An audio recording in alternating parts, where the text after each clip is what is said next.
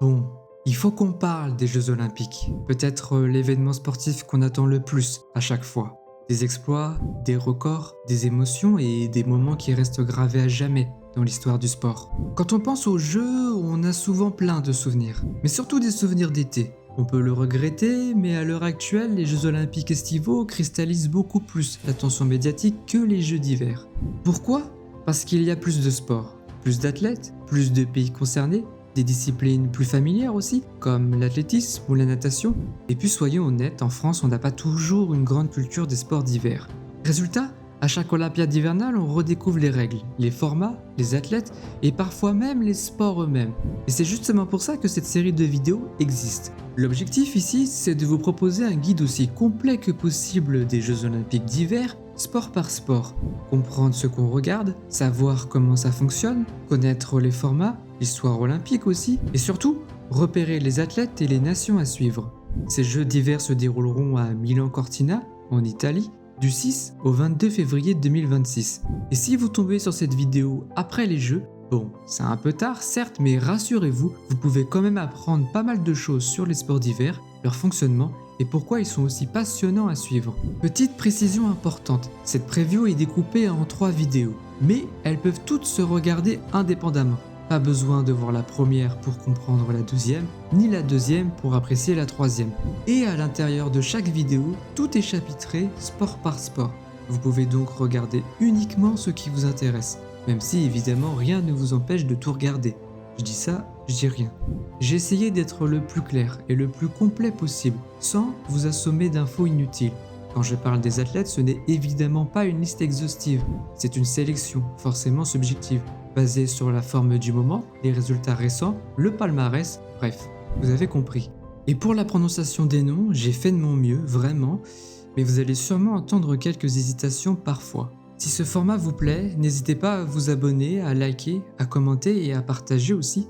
Ce genre de vidéo demande beaucoup de travail, de recherche, d'écriture et de montage, et chaque soutien compte énormément, vraiment. Sur ce, place à la preview.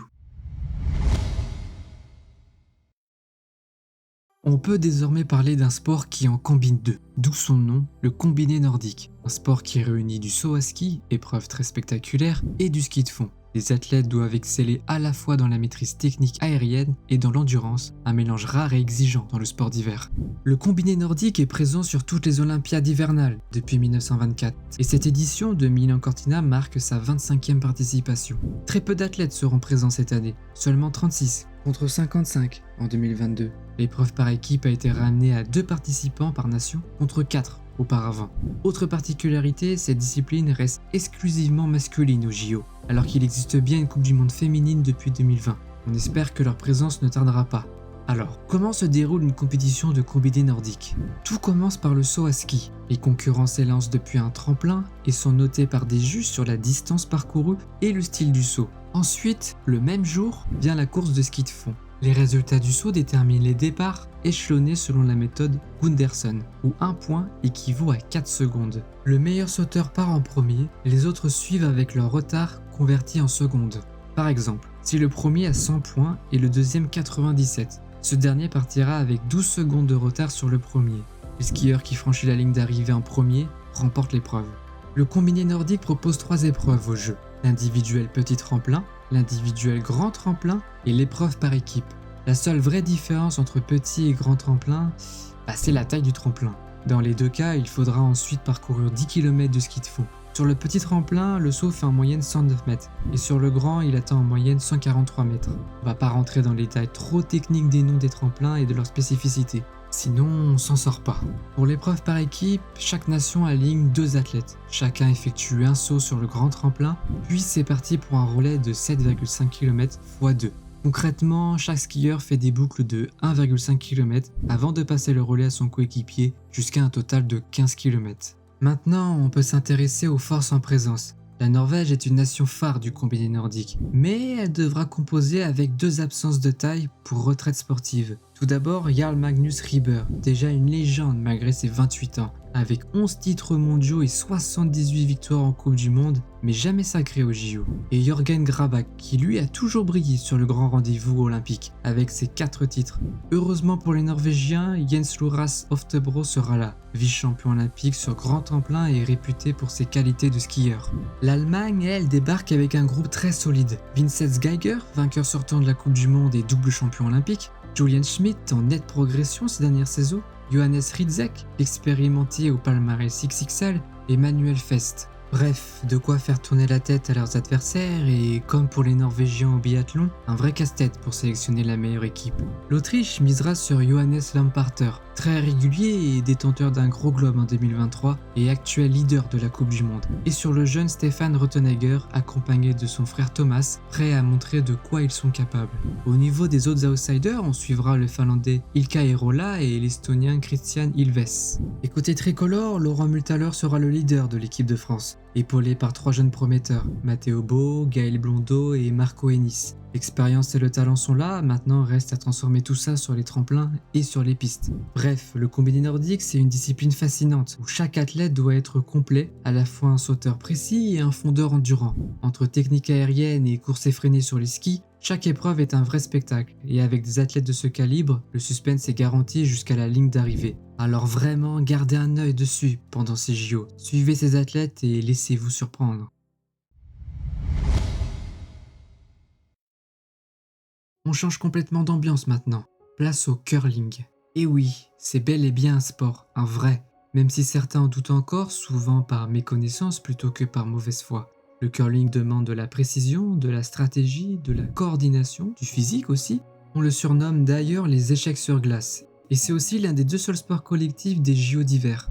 Le curling a fait sa première apparition aux Jeux en 1924. Il revient ensuite en 1932, 1988 et 1992 comme simple sport de démonstration, avant de s'installer définitivement en 1998 à Nagano, année où les femmes intègrent officiellement la compétition. À Milan-Cortina, 120 athlètes seront engagés avec une parité parfaite, 60 hommes, 60 femmes. Maintenant parlons des règles. Et là, oui, ça se complique un peu. Je ne vais pas rentrer dans tous les détails, mais on va voir les bases, plus quelques subtilités importantes. Déjà, à quoi ressemble une piste de curling? C'est une longue bande de glace de 42,07 mètres de longueur pour une largeur d'environ 4,3 à 4,75 mètres. On retrouve la zone de lancer, la fameuse zone de balayage et la maison, à savoir la cible. Comme au tir à l'arc, plus vous êtes au centre, mieux c'est. La maison, ce sont des cercles concentriques, chaque anneau indiquant la proximité avec le centre. Bon, les diamètres exacts, ce n'est pas le plus important, retenez juste que le but est de placer sa pierre en granit le plus proche possible du centre. Et là, vous pourriez vous dire, facile, on lance la pierre et voilà. Eh bien non, c'est plus compliqué que ça. Déjà, la pierre fait 20 kg, la piste est longue et viser précisément est quasi impossible sans aide. C'est là que le balayage entre en scène. Une fois la pierre lancée, 2 coéquipiers peuvent balayer la glace devant elle pour modifier sa vitesse, sa trajectoire, son rayon de courbe, bref, pour la placer exactement là où ils veulent, du moins sur le papier. Une équipe est composée de 4 joueurs, chacun avec un rôle précis. Le lead, le premier à lancer, le second, le troisième, et le skip, le capitaine, qui lance en dernier. Et chaque joueur lance 2 pierres par manche. Au total, ça fait donc 8 pierres par équipe et par manche, ce qu'on appelle un end. Une partie compte 10 ends. Et s'il y a égalité à la fin, on joue un extra end avec les mêmes règles.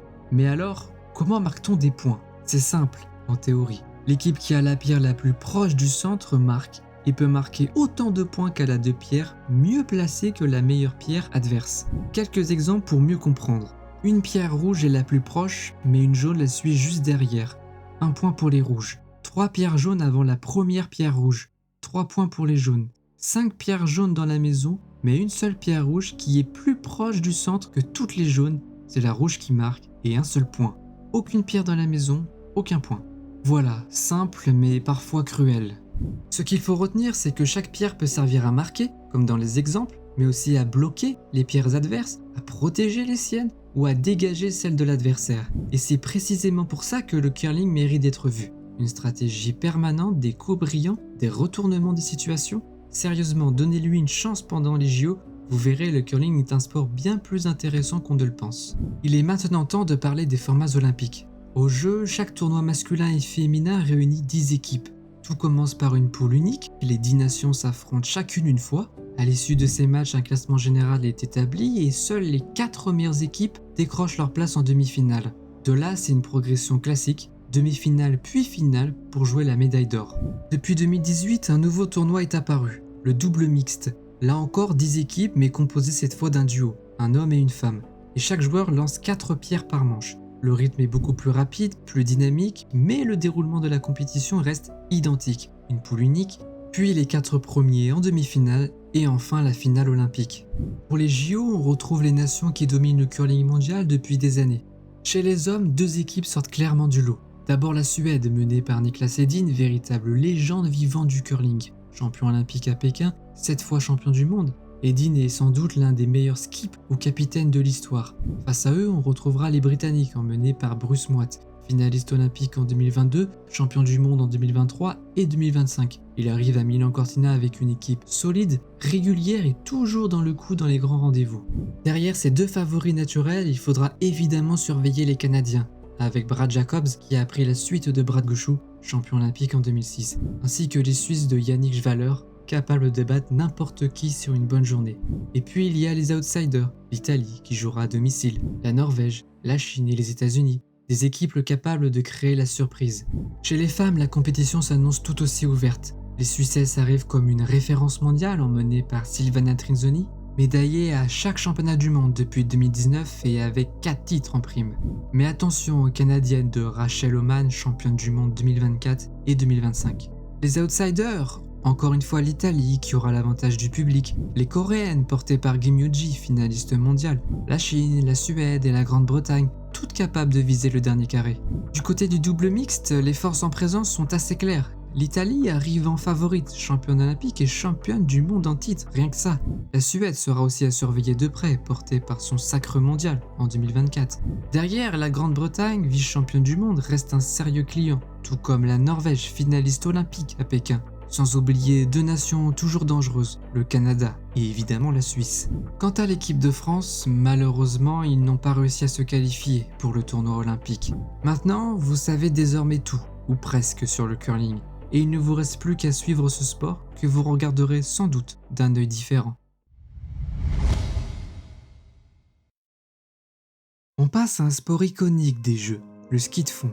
Pour situer un peu le contexte, le ski de fond c'est la plus ancienne forme de ski. Né dans les pays d'Europe du Nord, il servait surtout à se déplacer sur de longues distances enneigées. Bref, avant c'était surtout du ski utilitaire, pas vraiment pour le show. Mais ça a fini par devenir un vrai sport de compétition à la fin du 19e siècle. La discipline repose sur 2 techniques bien distinctes. Le style classique, les skis se déplacent parallèlement dans les traces d'années, exigeant une gestuelle fluide et rythmée, et le style libre, ou skating, technique plus récente sans restriction sur le mouvement, où le skieur effectue un pas de patin pour gagner en vitesse. Historiquement, au JO, les épreuves alternent entre ces 2 styles à chaque édition.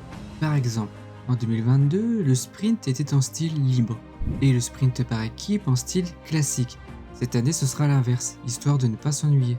Le ski de fond est présent depuis la toute première édition des Jeux, en 1924, et il n'a jamais été retiré depuis. Les femmes font leur apparition en 1952, à Oslo, en Norvège. Les épreuves ont beaucoup évolué au fil du temps, mais pas besoin de rentrer dans tous les détails, promis. Pour Milan Cortina, le ski de fond fêtera donc sa 25e édition, avec 296 athlètes, 148 hommes, 148 femmes. On aura 12 épreuves au total, 6 pour les hommes, 6 pour les femmes, et pour la première fois les distances seront les mêmes. Un vrai pas vers la parité. Je vais vous présenter les différentes épreuves. On commence par les 2 courses les plus courtes et explosives. Le sprint classique, environ 1 km, mais attention, ce n'est pas si simple. Les skieurs partent à intervalles réguliers pour établir le classement de qualification. Ensuite, c'est des affrontements directs, quart de finale, demi-finale et finale. À chaque étape, seuls les 2 premiers de chaque course passent, plus les 2 meilleurs temps parmi les non qualifiés. C'est rapide, spectaculaire et il faut à la fois de la puissance et de la stratégie de placement.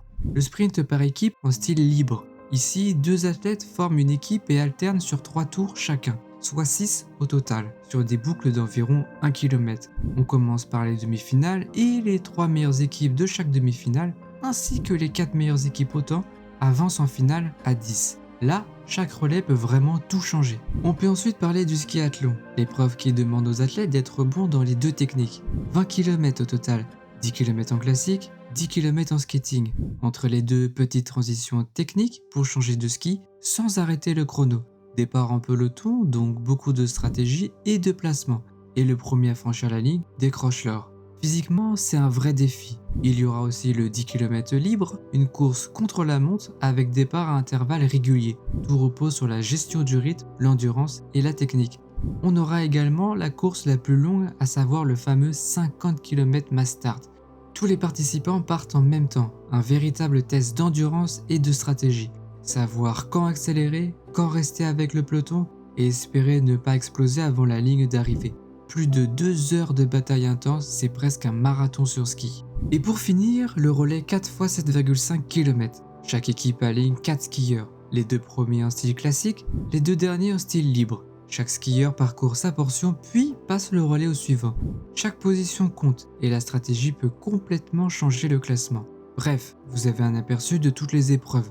Le ski de fond c'est varié, technique et spectaculaire. Entre vitesse, endurance, changement de style et stratégie, il y a toujours quelque chose à suivre pour le spectateur.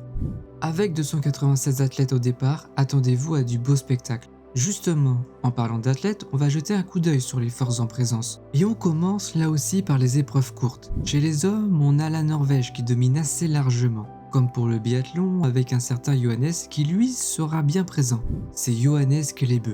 C'est la star du ski de fond, qui compte déjà 5 titres olympiques, 15 titres mondiaux et plus de 70 victoires en Coupe du Monde, ainsi que 5 gros globes de cristal. Autant dire que c'est lui le favori sur toutes les épreuves, et pas seulement le sprint.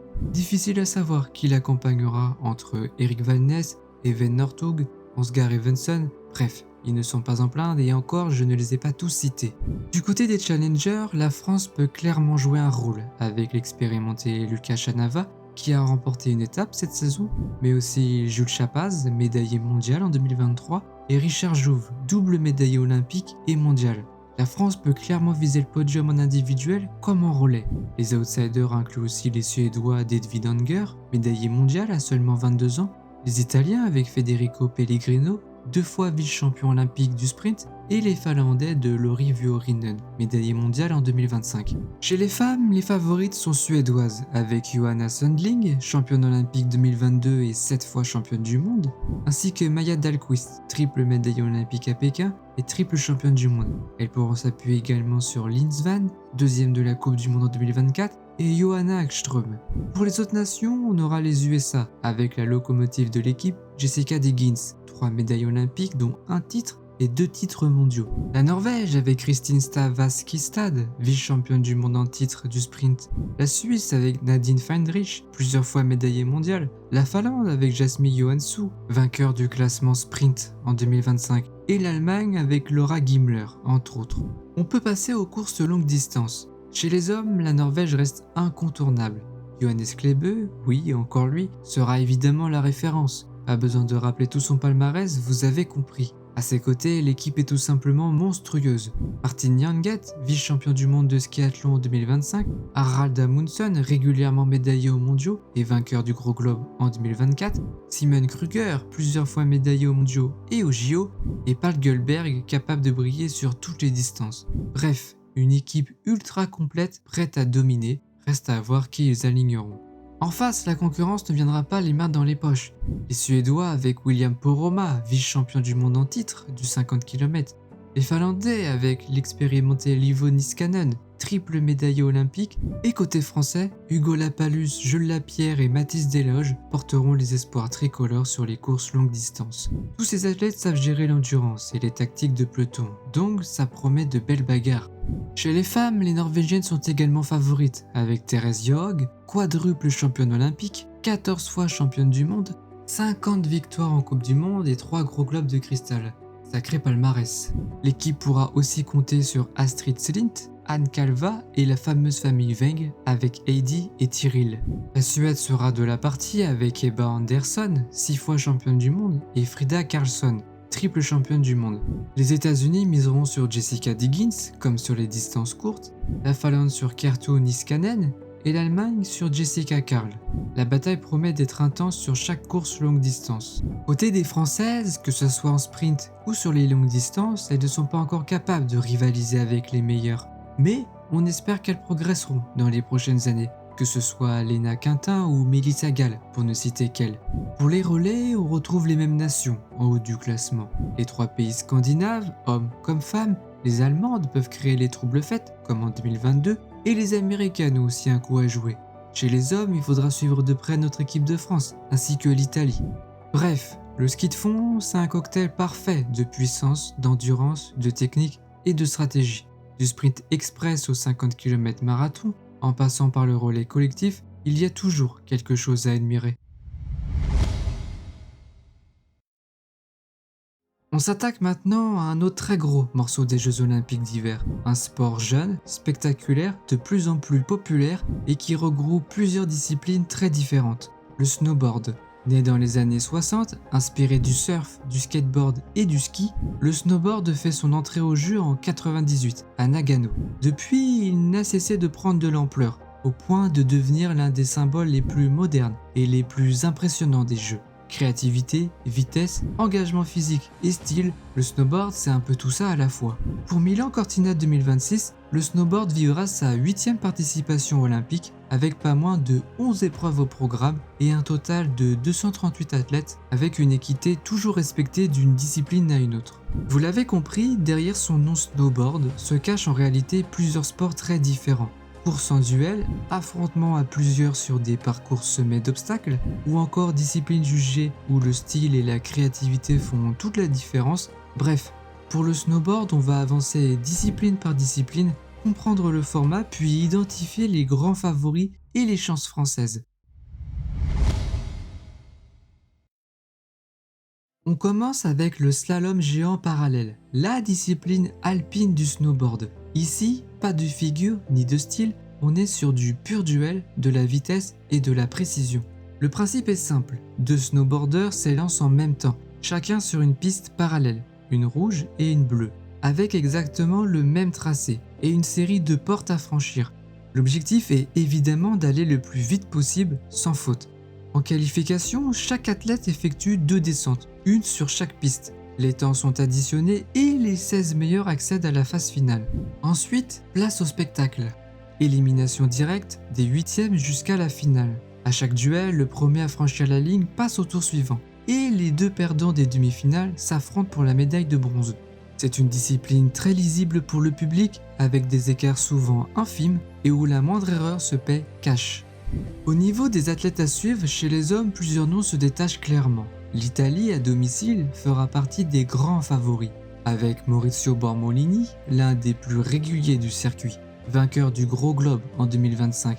Mais côté italien, le choix de luxe est énorme. Faudra trancher entre Aaron Marsh, détenteur du Gros Globe en 2021, Mirko Felicetti, Edwin Corati, Daniel Bagoza ou encore Roland Fischnaller qui, à 45 ans, est redevenu champion du monde l'année dernière. Bref, chez les Italiens il y a du monde et même beaucoup de monde.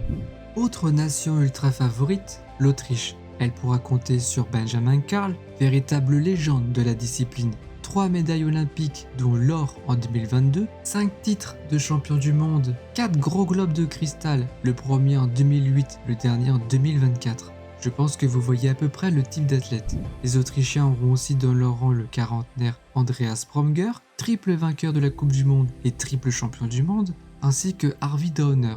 Derrière ces 2 grandes nations, on retrouve davantage des individualités, comme Lee Sang-ho pour la Corée du Sud, vice-champion olympique en 2018, l'Allemand Stefan Bonmeister ou encore le Suisse Dario Caviezel. Chez les femmes, le niveau est tout aussi relevé. La Tchéquie pourra compter sur Esther Ledecka, immense star des sports d'hiver, double championne olympique en titre, triple championne du monde et vainqueur de plusieurs gros globes entre 2016 et 2019. Elle sera une nouvelle fois l'une des grandes favorites à Milan. Et si vous ne la connaissez pas encore, sachez que vous la retrouverez dans un autre sport, le ski alpin. Oui, vous avez bien entendu, et là aussi elle brille. Le Japon sera représenté par Tsubaki Miki, détentrice du Gros Globe l'an dernier, auteur d'une véritable razzia sur le circuit. L'Allemagne misera sur Ramona Teresa Hofmeister, si elle se remet à temps de sa fracture. L'Allemande est juste vainqueur de la Coupe du Monde en 2020, 2021, 2022 et 2024. Pas grand chose donc. L'Autriche comptera sur Sabine Payer, toujours très régulière, et il faudra également garder un œil sur la Suissesse Julie Zog, la Polonaise Alexandra Kroll et l'Italienne Lucia Dalmaso. Bref, le slalom géant parallèle c'est vraiment une discipline ultra agréable à regarder, avec des duels tendus et des retournements des situations possibles jusqu'à la dernière porte. Après les duels millimétrés du slalom géant parallèle, on change d'ambiance. Ici, plus de portes, plus de chrono au centième, bienvenue dans le chaos organisé du snowboard cross. Le principe est le même que pour le ski cross. Plusieurs riders s'élancent en même temps sur une piste truffée de sauts, virages relevés, bosses et obstacles. Tout se joue à très haute vitesse avec une seule règle, arriver devant les autres. Mais entre trajectoire, contact, erreur et chute, rien n'est jamais écrit d'avance. C'est une discipline où la vitesse pure compte, bien sûr, mais aussi la lecture du terrain, la gestion de la pression et la capacité à rester debout quand tout peut basculer en une fraction de seconde. La compétition commence par une phase de qualification. Chaque snowboarder effectue 2 descentes en solo et seul le meilleur temps est retenu. Les 16 plus rapides accèdent aux phases finales. Ensuite, place au cœur du spectacle. Les phases finales se disputent par groupe de 4 avec les 2 premiers qui se qualifient pour le tour suivant, jusqu'à la grande finale à 4 qui détermine le podium. Au jeu, il y a aussi l'épreuve mixte par équipe. Chaque nation aligne un homme et une femme, les hommes partent en premier et les écarts sont conservés pour le relais des femmes. La première snowboardeuse à franchir la ligne d'arrivée offre la victoire à son équipe. Une épreuve qui met autant en avant la performance individuelle que la force collective. Concernant les forces en présence, impossible de parler de domination totale. C'est une discipline avec un caractère assez imprévisible, mais malgré tout, certaines nations arrivent avec des sérieux arguments. Chez les hommes, le Canadien Elliott Grondin fait quand même figure de favori. Vainqueur des 2 dernières saisons de la Coupe du Monde, champion du monde 2025, il a également pris l'argent en individuel à Pékin. La France, elle, arrive avec un vrai collectif. Et en snowboard cross, avoir plusieurs cartes à jouer, c'est un énorme avantage. Loane Bozolo, deuxième de la Coupe du Monde et des Mondiaux en 2025, est une valeur sûre. À ses côtés, Merlin Surgé, souvent placé en Coupe du Monde, et Aidan Cholet, en pleine progression, peuvent jouer les troubles fêtes. L'Autriche pourra compter sur Alessandro Amerle, champion olympique en titre, vainqueur des Gros Globes en 2019, 2020 et 2021, et sur Jacob Doucek, champion du monde 2023. Côté italien, à domicile, Omar Visintin aura forcément un rôle à jouer, porté par son public. Et puis gardons un œil sur l'infatigable américain de 43 ans, Nick Baumgartner. Chez les femmes, une favorite se détache, Charlotte Banks. La Britannique, longtemps basée en France, est l'une des références de la discipline, avec ses 2 Gros Globes en 2022 et 2023 et sa 2e place l'année dernière. Derrière elle, la France arrive avec un quatuor très intéressant. Léa Casta, impressionnante de maturité malgré son jeune âge, a remporté la Coupe du Monde 2025. Julia Pereira de Souza Mabilo, médaillée d'argent aux Jeux de Pyeongchang. Manon Petit-Lenoir, championne olympique de la jeunesse en 2016.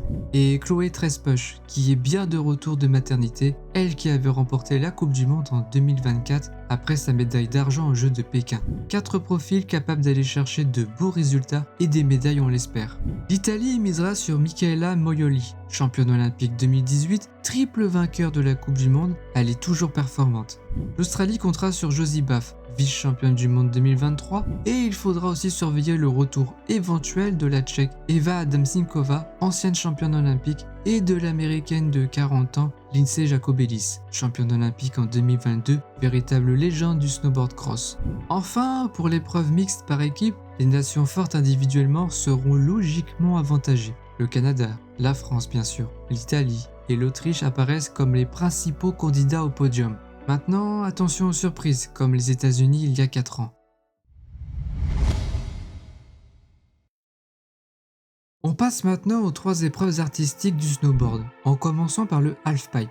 Oui, vous l'avez deviné, on retrouve les mêmes formats que pour le ski freestyle. Halfpipe, slopestyle et big air. Même principe que pour le ski, mais je vais quand même réexpliquer rapidement pour ceux qui n'étaient pas très attentifs. Donc, pour le halfpipe, le principe est de descendre une piste en forme de demi-cylindre, ou en forme de U, comme vous préférez, et réaliser une série de figures aériennes. Les athlètes sont notés sur l'amplitude, la difficulté et l'exécution des figures, saut périlleux, rotation, ainsi que sur le style, la variété, la prestance du programme et sur la qualité des atterrissages. Au jeu, on commence par les qualifications. Chaque snowboarder réalise 2 descentes et seule la meilleure note est retenue. Ensuite, place à la finale, avec 3 descentes et là encore, seule la meilleure note compte pour le classement final. Voilà, clair et limpide. Enfin, j'espère. Chez les hommes, les Japonais seront clairement à surveiller, avec Ruka Hirano, vainqueur des 3 dernières saisons de la Coupe du Monde et vice-champion du monde en titre, Yuto Totsuka, triple vainqueur de la Coupe du Monde, et Ayumu Hirano, champion olympique en titre et vainqueur du globe en 2022. À eux 3, ils ont remporté 7 des 8 dernières Coupes du Monde de la discipline. L'Australie arrive en contender numéro 1, avec Scotty James, seul non-japonais à avoir gagné une Coupe du Monde récemment, en 2020 tout de même. Il est vice-champion olympique en titre et 4 fois champion du monde de halfpipe. Il sera accompagné par Valentino Guzli, qu'on retrouvera aussi sur le Big Air. Et puis gardons un œil sur le Suisse Jan Scherer. Chez les femmes, l'américaine Chloé Kim est incontournable, double championne olympique en titre et triple championne du monde. Sa compatriote Madi Mastro, détentrice du dernier globe, sera aussi à suivre de près. Les japonaises sont évidemment redoutables, avec Mitsuki Ono, vainqueur du globe en 2023 et 2024, Sena Tomita, médaillée de bronze à Pékin, et la jeune prodige de 16 ans, Sarah Shimizu. Parmi les autres snowboardeuses, on peut signaler la chinoise Kei Sutong, 7 fois vainqueur du classement du halfpipe entre 2010 et 2020, la canadienne Elizabeth Hoskins et la coréenne Choi Gaon. Bref, ça va voler haut et avec style. Place désormais au slopestyle. Si vous en souvenez, ici pas de demi-cylindre mais un parcours semé de rails, de sauts, de rampes et de modules variés, où chaque descente est une véritable démonstration de créativité et de technique. L'objectif, enchaîner les tricks les plus spectaculaires tout en conservant style, fluidité et précision. La notation repose sur les mêmes critères que précédemment, donc inutile d'y revenir. Comme pour le halfpipe, les athlètes passent par des qualifications, avec 2 descentes où seule la meilleure note est retenue. Ensuite, place à la finale, toujours 2 runs, et là encore, seule la meilleure note compte pour le classement final. Simple, lisible et parfait pour le show.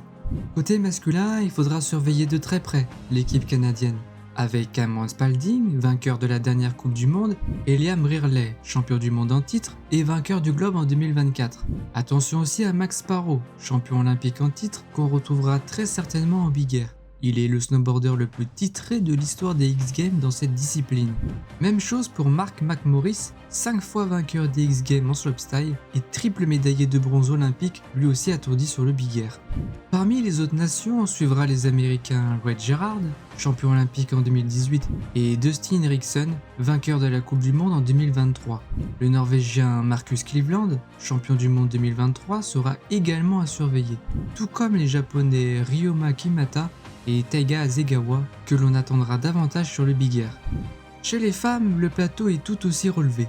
La grande favorite reste la néo-zélandaise Zoe Sadowski-Synnott, championne olympique en titre, triple championne du monde et numéro 1 mondiale. Il faudra aussi compter sur l'américaine Julia Marino, deuxième à Pékin et vainqueur du globe en 2023. La japonaise Kokomo Murase, détentrice des gros globes 2022 et 2024. La britannique Mia Brooks, championne du monde en 2023 à seulement 16 ans, sans oublier l'allemande Annika Morgan et l'autrichienne Anna Gasser, performante en slopestyle mais dont on reparlera très vite pour le Big Air. Bref, le slopestyle c'est du spectacle pur. Chaque run est un vrai show avec des risques à prendre, de la créativité et de l'adrénaline à chaque figure. Et enfin, on termine le snowboard avec la dernière épreuve. Une discipline avec un seul saut, une seule figure et aucune place pour l'erreur. Bienvenue en Big Air. Petit rappel rapide, les riders prennent de l'élan sur une longue rampe et s'envolent pour réaliser un trick unique, le plus impressionnant possible. La notation repose sur l'amplitude, la difficulté, le style et bien sûr la qualité de l'atterrissage. Le format est le suivant, qualification puis finale, avec 3 sauts par athlète. Pour le classement final, on additionne les 2 meilleures notes, ce qui récompense à la fois la prise de risque et la régularité. L'objectif est clair, sortir 2 tricks énormes, différents et parfaitement maîtrisés. Chez les hommes, le Japon arrive très fort, avec Taiga Hasegawa, vainqueur sortant du classement général de la Coupe du Monde et médaillé d'argent aux Mondiaux 2025. Ryoma Kimata, champion du monde en titre, et Kira Kimura, vainqueur du Gros Globe en 2024. Bref, 3 vrais spécialistes de la discipline. Il faudra aussi compter sur le chinois Su Yiming, champion olympique en titre, que l'on retrouvera également en slopestyle. Côté américain, Chris Corning, présent au plus haut niveau depuis de nombreuses années, et Red Gerhard, déjà évoqué tout à l'heure, restent des outsiders sérieux. La Norvège pourra une nouvelle fois s'appuyer sur Marcus Cleveland, double vainqueur des East Games, et Mons Roseland, vice-champion olympique à Pékin. Côté équipe de France, on est un peu plus en retrait sur les disciplines freestyle du snowboard, mais on verra si Romain Allemand arrive à se qualifier pour les Jeux en slopestyle ou en big air. On lui souhaite bonne chance. Chez les femmes, la concurrence est tout aussi relevée. La Britannique Mia Brooks, déjà en possession des globes de cristal de 2024 et 2025, aura clairement une carte à jouer. Et puis, comme prévu, on va reparler d'Anna Gasser. L'Autrichienne est tout simplement double championne olympique en titre et double championne du monde de l'épreuve. Elle aura à cœur d'aller chercher un 3e sacre pour enrichir un palmarès déjà impressionnant. Il faudra également compter sur l'équipe nippone, avec Kokomo Murase, championne du monde 2025, Reira Iwabushi, 3 globes de la spécialité, et Miyabi Onitsuka. Elles feront partie des prétendantes au podium.